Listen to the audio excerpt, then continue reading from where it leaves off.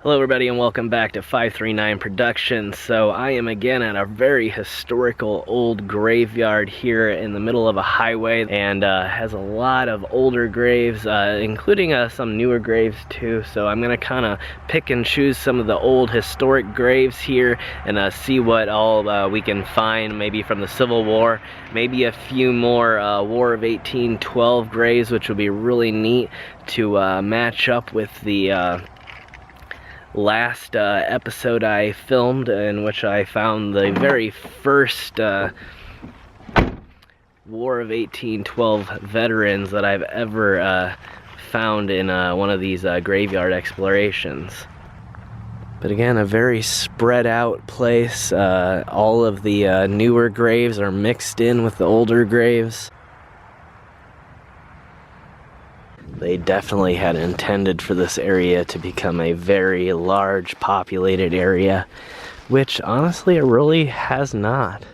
I think the only reason that this place has so many graves is just because of the age and perhaps the surrounding areas. But in this area right now, it is still a very heavy Amish population, and if they're not Amish, they're usually just Mennonite farmers.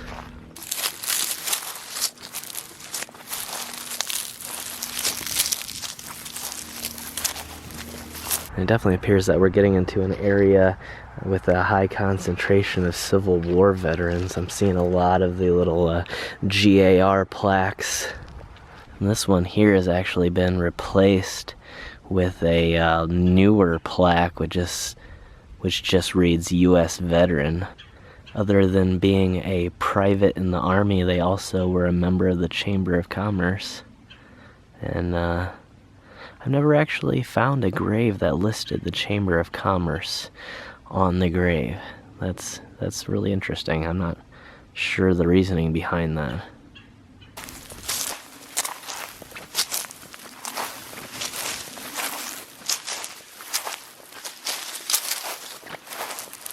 This may have been a place a long time ago where they would stage the caskets before they would lower them into the ground. And it appears that right coming down here was the original main road into the graveyard.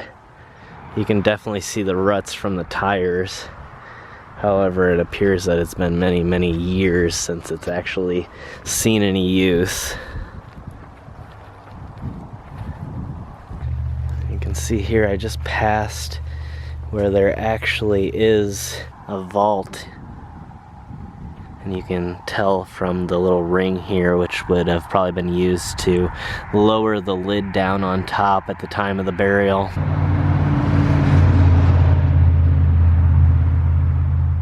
It's so quiet right now out here, even though I'm right next to a fairly major highway.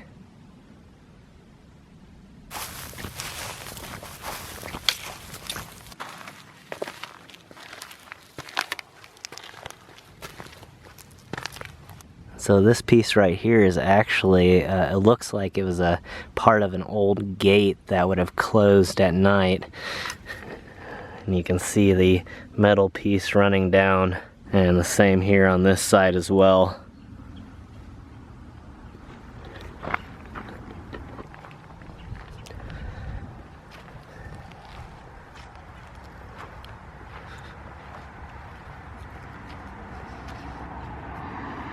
I'm seeing off in the distance another one of these custom tree markers that I always point out in each place that I go.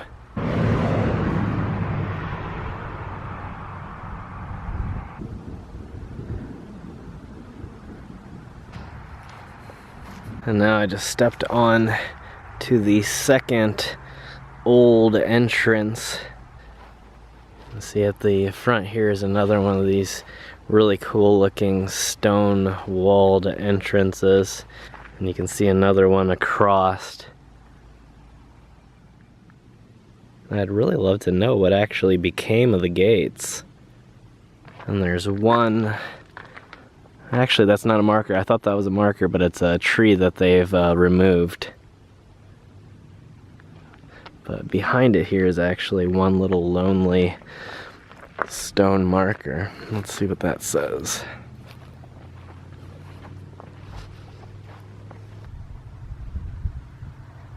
Oh, that's kind of sad. Only 20 days old.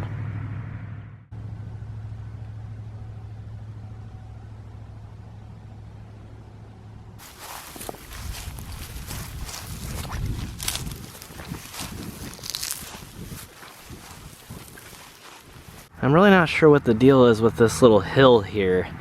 It looks like there's a couple different markers there, and definitely some cracked pieces. I'm not sure if there used to be a much larger main base stone, which some of these smaller stones surrounded, and maybe that's why there's this huge mound here. But you can see here this incredibly thick stone, which is about, I'd say about 3 times as thick as a lot of the similar stones of its size. Even though it's so tall, a lot of them are usually thin, and you can really get a sense of just how thick it is, especially up at the top. And then right here appears to be a base stone. So I don't know, it's so messed up that it's kind of hard to tell. And this might end up being a place I have to do several different parts on.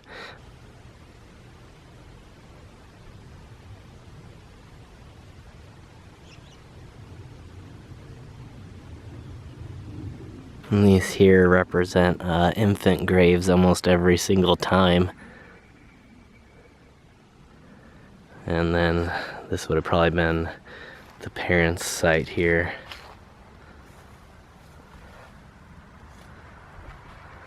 And I know this appears like a police badge. It's actually probably a sign that they were a part of the Indiana infantry during the Civil War.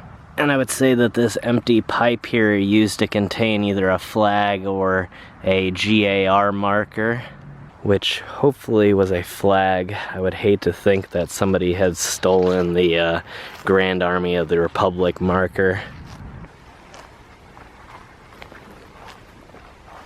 I'm seeing a lot of these empty pipes, which I'm assuming means I'm correct about it being a flag holder.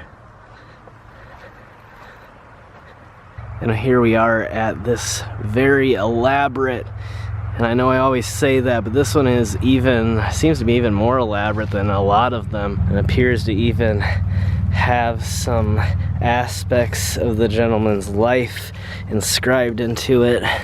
I would assume this is a judge's gavel, meaning that at one point that he probably was a judge. And right down from the extremely large tree marker is this very small yet equally elaborate version.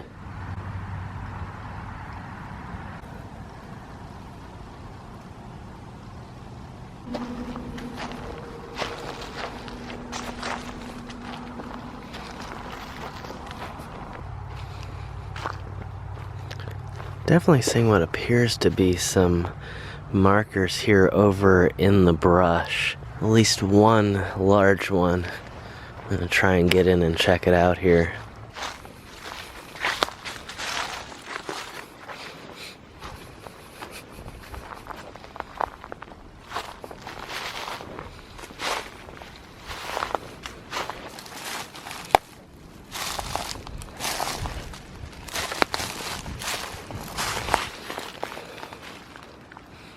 I'm not sure exactly what this particular piece of, I'm not sure if it's stone or if it's maybe like cement or something. Definitely a lot of trash around here.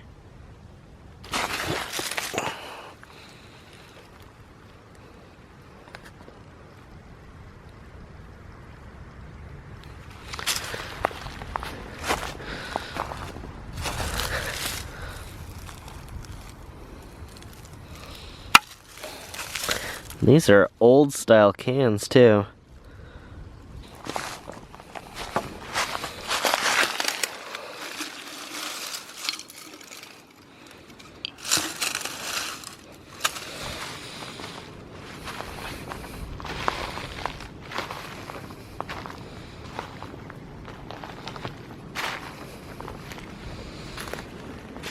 As you can see right here, appears to be something, at least an old base stone.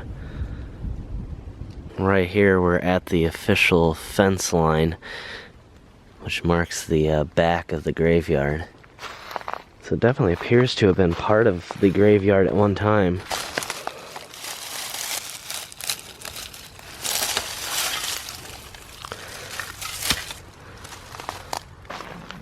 Not finding anything else for the moment. I'm gonna keep an eye out at the tree line here. This one here seems to be a very interesting design. Definitely not the most elaborate marker, but I don't know if I've ever seen anything quite like it. It almost appears like it would have like an urn or something in the middle of it. Although I kind of doubt that's the case.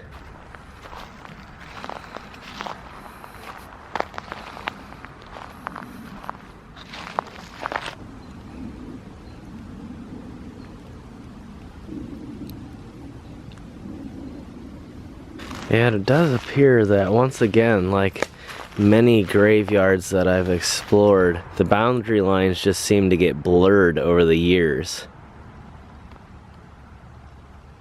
And you can see here's a pile of rubble. It looks like it would have been a part of the graveyard at one time.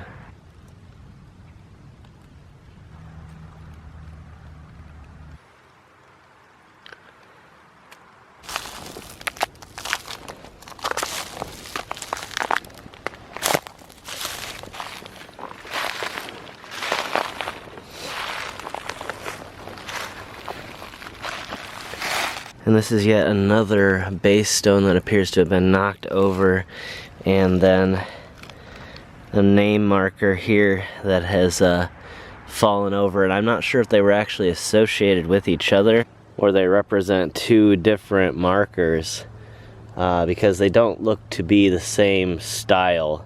They don't look like something that would have been used together.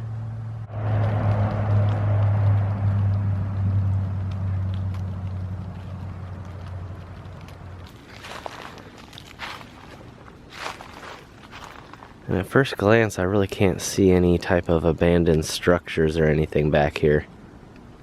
And it looks like the fence line curves back around and then meets up with where the modern day edge of the cemetery exists, which is sort of a strange thing to say, but it almost seems normal now. A lot of these old historic places like this that I visit just seem to shrink the borders and leave out this section along the edges. It's almost as if it's tradition. I couldn't tell you why, but there's so many places that I've gone now that are very nicely, neatly cared for, sort of like this place, but then they have these graves that have sort of just been left out in the bush for whatever reason, but were originally within the borders of the graveyard. Well, we are quickly running out of sunlight once again, and this place has proven to just be incredibly large and full of really amazing old and interesting graves, as well as a lot of destruction along the edges. And so I figured instead of rushing things once again and trying to get in as much as possible and doing a disservice to both these people here and the episode that I'm trying to bring to all of you guys, I think I'm going to call it a day here once again and come back for a third time. There's just so much that I have yet to take a look at here, including across the road, which I have not even been able to come close to reaching yet. There's just so many historical markers in the center, and I've just kind of still been slowly making my way around the edges of this place. But it has been an absolutely incredible day of exploring. I've been so happy to get out again and film some really amazing historic places for you guys, and I hope to see you all in the next adventure. Bye.